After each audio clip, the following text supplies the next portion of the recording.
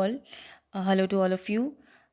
In the next topic, we will be discussing about type 1 and type 2 error.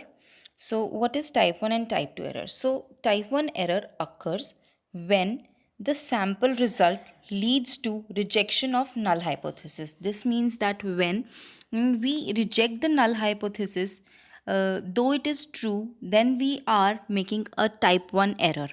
And type 1 error can be denoted by alpha. And it is also called as level of significance. And what is type 2 error? Type 2 error is based on the sample results when we accept null hypothesis though it is false. जबकि वो null hypothesis हमारा false है तब भी हम उसे accept कर रहे हैं, ठीक है, रिजेक्ट नहीं कर रहे हैं, यानी कि उसे एक्सेप्ट कर रहे हैं, तो हम टाइप 2 एरर कंडक्ट करेंगे. और टाइप 2 एरर को हम डिनोट किससे करते हैं? बीटा से डिनोट करते हैं. The magnitude of beta depends upon the actual value of population parameter. See, magnitude of beta depends upon the actual value of the population parameter.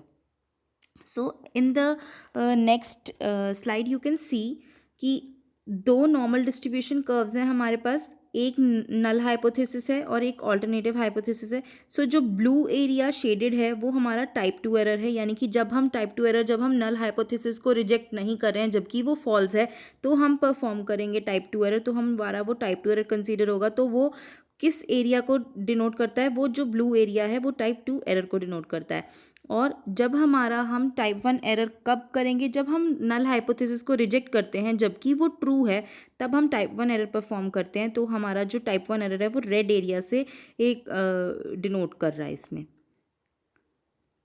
सो इसको एक हम एग्जाम्पल की हेल्प से समझते हैं कि टाइप 1 और टाइप 2 एरर क्या होता है.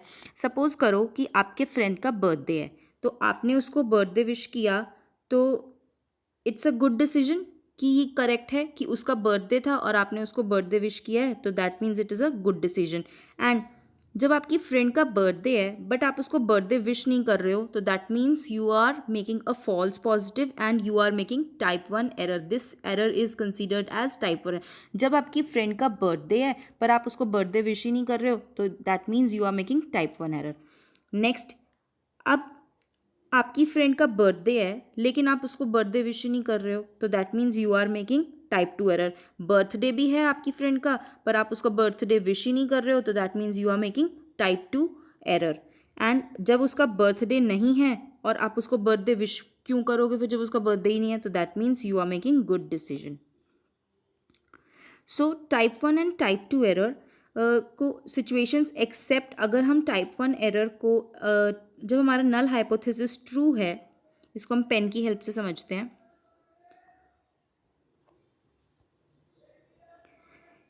सपोज करो हमारा नल हाइपोथेसिस ट्रू है और उसे हम एक्सेप्ट कर रहे हैं, that means it is correct. हमारा नल हाइपोथेसिस ट्रू है बट हम उसको रिजेक्ट कर रहे हैं, that means we are making type 1 error. जब हमारा नल हाइपोथेसिस ट्रू है और हम उसको रिजेक्ट कर रहे हैं, दैट मीन्स वो टाइप 1 एरर है. जब हमारा, let's take a different colour to know it, जब हमारा नल हाइपोथेसिस हमारा फॉल्स है और हम उसको गलत को अगर हम एक्सेप्ट करेंगे तो हमारा टाइप 2 एरर. जब हमारा नल हाइपोथेसिस गलत है और हम उसे एक्सेप्ट कर रहे हैं, that means we are making type 2 error. और जब हमारा नल हाइपोथेसिस फॉल्स है और हम उसे रिजेक्ट कर रहे हैं, दैट मीन्स कि वो हमारा करेक्ट डिसीजन है और we are not making any error.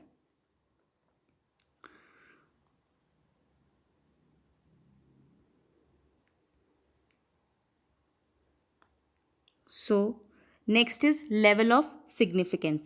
So what is level of significance? Level of significance means that the percentage risk to reject a null hypothesis when it is true. अगर हमारा null hypothesis true है और हम उसे reject कर रहे हैं, that means हम एरर 1 परफॉर्म कर रहे हैं, तो कितने चांस का हम रिस्क ले सकते हैं अपनी रिसर्च के अंडर, तो वो होता है लेवल ऑफ सिग्निफिकेंस. यानी कि एक रिसर्चर जो है वो कितना परसेंटेज ऑफ रिस्क ले सकता है अगर वो नल हाइपोथेसिस को रिजेक्ट करता है. So basically level of significance 1% भी हो सकता है, 5% भी हो सकता है, 10% भी हो सकता है, बट हमने यहाँ पर 5% के अकॉर्डिंग लिया है कि अगर एक रिसर्चर जो है लेवल ऑफ सिग्निफिकेंस जो है 5% लेता है, तो उससे उसकी नल हाइपोथेसिस जो कि ट्रू है उस पर कैसा और कितना इफेक्ट पड़ता है। सो अगर हमारा ये तो हमारा लेवल ऑफ सिग्निफिकेंस हुआ। हमारा कॉन्फिडेंस इंटरवल क्या होगा? 1 minus alpha, that means 1 minus alpha, 1 minus alpha. So 1 minus alpha which is considered कि when null hypothesis will exist when it is true, ठीक है। And next is one tail test. So the significance test in which the rejection region appears. One tail test क्या होता है? हमारा normal distribution curve है। Let's study this with an example. So हमारा type 1 error, अभी हम type 1 error कर रहे हैं, तो सपोज करो ये हमारा एक नॉर्मल डिस्ट्रीब्यूशन का कर्व है, तो इसमें जो हमारा रिजेक्शन रीजन होगा वो एक ही साइड होगा टाइप 1 टेल टेस्ट में, इधर द लेफ्ट साइड और या फिर ये लेफ्ट साइड में होगा, ओके। या फिर जब हम टाइप 1 एरर की बात कर रहे हैं, जब या फिर जो हमारा रिजेक्शन रीजन है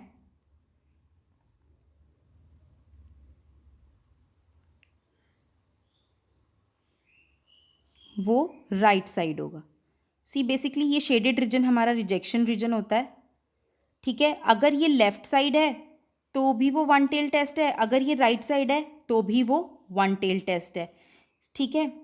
so the rejection region appears on one end of the sampling distribution. अगर इधर लेफ्ट साइड और राइट साइड किसी भी दोनों में से किसी भी एक साइड है तो वो वन टेल टेस्ट है हमारा। It represent the estimated parameter is greater than the critical value, कि जो हमारा पैरामीटर है था, जो हमारा एस्टिमेटेड पैरामीटर था, जो यानी कि जो हमारी z की वैल्यू थी वो हमारी किससे ग्रेटर है, वो हमारी किससे ग्रेटर और लेस देन है हमारी क्रिटिकल वैल्यू से, यानी कि हमारी शेडेड रीजन से, ठीक है। उसके बाद आता है हमारा two tail test. So two tail test में क्या होता है? टू टेल टेस्ट में हमारे पास जैसे हमने अभी टू टेल टेस्ट में हमारे पास क्या होता है? ये हमारा सैम्पलिंग डिस्ट्रीब्यूशन कर्व है। वन टेल में तो सिर्फ एक साइड था, लेकिन टू टेल में दोनों साइड पे हमारा रिजेक्शन रीजन शो होगा, ठीक है। ये दोनों साइड पे हमारा रिजेक्शन रीजन है, ये दोनों साइड पे हमारा रिजेक्शन, बीच में हमारा मीन आता है, ठीक है। ये दोनों साइड पे हमारा रिजेक्शन रीजन होता है। So two tail test is described as the hypothesis test in which the region is the rejection region or say the critical area is on both ends of the normal distribution, दोनों side पे होता है। It determines whether the sample tested falls within or outside the rejected reason, कि जो हमने sample test किए हैं वो हमारे within the region fall कर रहे हैं या वो हमारे बियॉन्ड द रीजन फॉल कर रहे हैं। So next is explanation when to use one tail test and when to use two tail test. So suppose करो मैंने यहाँ पर एक एग्जाम्पल लिया है आपको बेटर डिटेल्स बताने के लिए, कि सपोज़ करो कि एक पोटैटो चिप्स मैन्युफैक्चरिंग कंपनी है, ठीक है। और उसका जो एक लॉट तैयार होता है, उस लॉट में जो पर पैक का जो मीन है पैकेट का वो कितना है? 100 ग्राम्स है। तो हमारा H0 यानी कि हमारा नल हाइपोथेसिस कितना हुआ? Is equals to 100 grams. और हमारा ऑल्टरनेटिव हाइपोथेसिस कितना हुआ? Not equals to 100 grams. So जब हमारा नॉट इक्वल, जब व्हेन ऑल्टरनेटिव हाइपोथेसिस, यहाँ पर अब हम पेन की हेल्प लेते हैं, जब हमारा ऑल्टरनेटिव हाइपोथेसिस जो है वो not equals to some number होगा, तो हम क्या अप्लाई करेंगे? हमेशा टू टेल टेस्ट। जब हमारा ऑल्टरनेटिव हाइपोथेसिस किसी भी नंबर के नॉट इक्वल्स टू होगा, ठीक है, तो हम क्या अप्लाई करेंगे? Two tail test. और टू टेल टेस्ट में जैसे कि आप ये देख रहे हो कि यहाँ पर हमारा एक नॉर्मल डिस्ट्रीब्यूशन का कर्व है जो कि दोनों साइड से रिजेक्शन रीजन शो कर रहा है, और एक साइड पे जो है रिजेक्शन रीजन वो है α/2 और दूसरी साइड पे α/2, यानी कि दोनों जगह 0.025 और यहाँ पर भी 0.025 है हमारी अल्फ़ा की वैल्यू। सो कॉन्फिडेंस इंटरवल कितना हुआ? कॉन्फिडेंस इंटरवल हुआ हमारा 1 माइनस अल्फ़ा। एंड जो हमारा बीच का रीजन है वो हमारा कौन सा रीजन है, वो हमारा जो हम रिजेक्ट नहीं कर सकते, यानी कि 5% अगर हमारा लेवल ऑफ सिग्निफिकेंस था तो बीच वाला हमारा 95% कॉन्फिडेंस लेवल हुआ, ठीक है, कॉन्फिडेंस इंटरवल हुआ, और बीच में हमारा मीन आता है। सो जो शेडेड रीजन है हमारा, इसमें जो इसको हम क्या बोलते हैं, जेड, इसको हमने किससे डिनोट किया है, इसको हमने डिनोट किया है करली जेड से। तो करली जेड इसको हम क्या बोलेंगे, इसको हम बोलेंगे क्रिटिकल वैल्यू, ठीक है, ये हमारी क्रिटिकल वैल्यू है। ओके, सो हम क्या करेंगे, अब हम जेड सी की वैल्यू फाइंड आउट करेंगे। हम किसकी वैल्यू फाइंड करेंगे, हम करेंगे जेड सी की वैल्यू फाइंड आउट करेंगे, और जेड सी की वैल्यू हम फर्दर टेस्ट यूज़ करके, या तो जेड टेस्ट या टी टेस्ट की हेल्प से हम जेड की वैल्यू फाइंड आउट करेंगे। सो अगर हमारी जेड की वैल्यू, यानी कि अगर हमारी जेड सी की वैल्यू जो है ग्रेटर देन है हमारी क्रिटिकल वैल्यू से, यानी कि हमारे करली जेड से, तो हम क्या करेंगे, रिजेक्ट कर देंगे अपना नल हाइपोथेसिस। अगर हमारे जेड सी की वैल्यू जो है वो लेस देन है हमारी क्रिटिकल वैल्यू से, तो हम अपने नल हाइपोथेसिस को हम लोग रिजेक्ट नहीं करेंगे, ठीक है।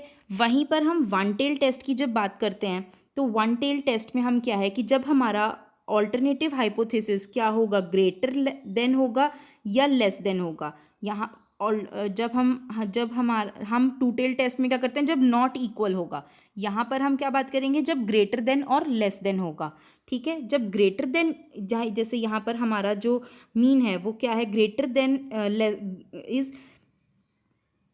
इज लेस देन 100, यानी कि जब वो लेस देन 100 है, लेस देन सम नंबर है, तो हम क्या करेंगे, हम उसमें लेफ्ट टेल टेस्ट का यूज़ करेंगे, और जब वो ग्रेटर देन है तो हम राइट टेल टेस्ट का यूज़ करेंगे, ठीक है। जहाँ पे हमने इसमें नॉर्मल डिस्ट्रीब्यूशन में हमारा लेफ्ट टेल है, तो लेफ्ट साइड का हमारा जो पोर्शन है वो हमारा रिजेक्शन रीजन हो गया, और बाकी एरिया जो है वो हमारा एक्सेप्टेंस रीजन हो गया, यानी कि, और is less than if mean is less than some number and calculated zc value is on the left side of the rejection region, then left tail test। अगर वो greater than अगर वो less, अगर यहाँ पर जैसे कि हमारा मीन जो है वो ग्रेटर देन, वो लेस देन है सम नंबर से, ठीक है, तो हम लेफ्ट टेल टेस्ट का यूज़ करेंगे, और उसके ऑपोजिट होगा राइट टेल टेस्ट में। यहाँ पे हमारा right side of the region जो है वो हमारा शेडेड रीजन है, ठीक है। यहाँ पर अगर हमारा मीन जो है वो ग्रेटर देन होगा सम नंबर के, तो हम राइट टेल टेस्ट का यूज़ करेंगे, और यहाँ पर वहाँ पर हमने अल्फ़ा को, यानी कि 5 level of confidence, level of significance जो था वो हमारा 5% था, उसको हमने दो पोर्शन में हाफ हाफ डिवाइड किया था, 2.5 इस साइड, 2.5 इस साइड। तो यहाँ पर जो है हम उसको डिवाइड नहीं करेंगे, यहाँ पर होल 5% रिजेक्शन रीजन हमारा इसी साइड होगा, यानी कि राइट साइड, और लेफ्ट साइड में लेफ्ट साइड होगा। ओके,